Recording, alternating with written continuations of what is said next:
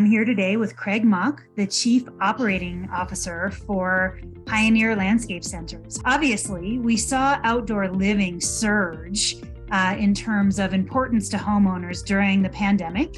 And from our data, we have seen continued interest in things like a seamless indoor-outdoor experience in homes and just having enhanced outdoor living spaces. What kind of trends are you seeing at Pioneer? Very similar trends that you would see. It's the expansion of your indoor living space to outdoor. Additionally, it wasn't just COVID. That shifted into the inflationary, economy where fuel's more expensive, travel's more expensive. So that continued to surge where you invest in staying home, you invest in entertaining your friends at your home. So that's a huge trend that continues to rise. And it's a huge portion of the residential housing market too. People are looking for that now as they look to buy a home. People are more interested now in the self-sufficiency of growing their own food, whether that's through gardens or growing food in pots. We have seen an uprise in that as well. Sustainability, given I think there's a lot of a variety of reasons why that has become a huge trend, but we've seen that as well. Anything sustainable, it's going to become a trend. So we've seen xeriscaping, sustainable growth, all that kind of take a trend in the outdoor living space because it's a way you can utilize what used to just be a backyard or a side yard or things like that. How can you utilize that to occupy time, occupy real estate, and make it beneficial to not only yourself, but the environment and community? Our data shows that water conservation is actually the number one decision-making factor when our readers are making decisions about planning their outdoor living space. But again, are you seeing that purchase driver reflect in enhanced demand for certain products within your portfolio? Yes, we have seen a surge in acknowledgement of xeriscaping and water conservation. Arizona is kind of ahead of the curve on that one, given they've been dealing with it a lot longer than Colorado has. But things like artificial turf, landscape rock, that reduces the amount of water required to keep a, aesthetically pleasing landscape, have definitely taken off. In Colorado, you're starting to see more grass bands where there's a limited amount of grass allowed in a landscape. Arizona is almost to the point where they'll require zero grass. And I think it's important to understand that people understand what it means to conserve water, because there still are certain communities and states across the US that still want to require live grass and things because they don't fully understand or have been educated on the benefits of artificial turf and xeriscaping and what that does. But yes, as you entertain more, it requires a lot less work to keep it aesthetically pleasing, and you don't have to do 6 hours of yard work before your friends come over. Another trend that we're seeing is demand for sanctuary spaces, both inside and outside of the home. So what are you seeing with respect to kind of those sanctuary spaces? I think that's a good point. We get more and more requests on things of that nature, especially in the outdoor living space.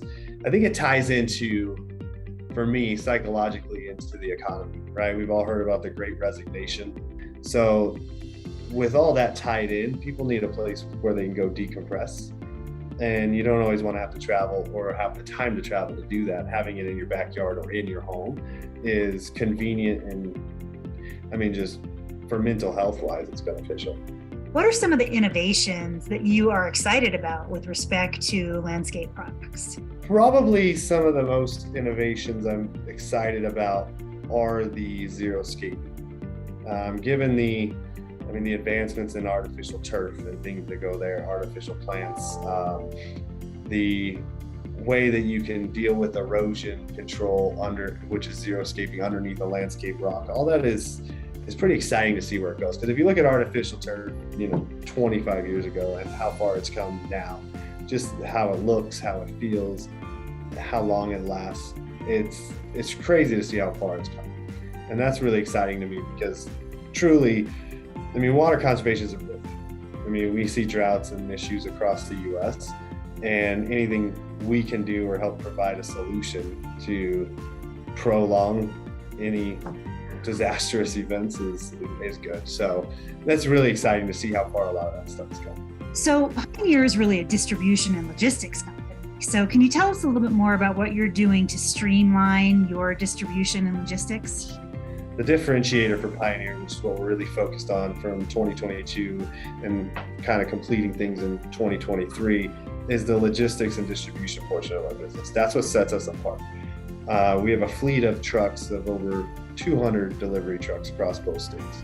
It's important to understand how to efficiently run those, not just for conservation of fuel and inflationary purposes, but to fulfill our promise to our customers. So we designed and built from the ground up a logistics system that not only routes the trucks in the most time efficient, fuel efficient, mile efficient manner, but it also gives us the ability to make a promise that will be at a job site at a specific time within reason. We fully understand now the routing and efficiencies of our fleet and can uphold our customer promise of doing what we say we're going to do.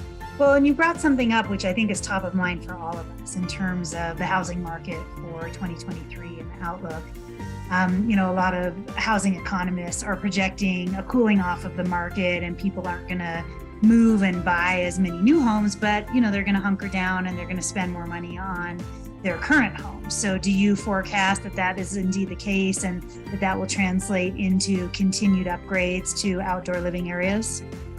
You make the effort to make the house the happy place where you can entertain, and you invest in that, and you decide that if a market is stabilizing or even going down, buying a new home or moving doesn't make a whole lot of sense. So indoor, not just the exterior that we provide, but indoor renovations, additions to homes, all that stuff will pick up, I believe, in 2023. That's kind of what I'm seeing happen on a very minimal level already, because it's kind of clear that some sort of economic flat line is coming to where it's not going to, the hockey stick has happened already.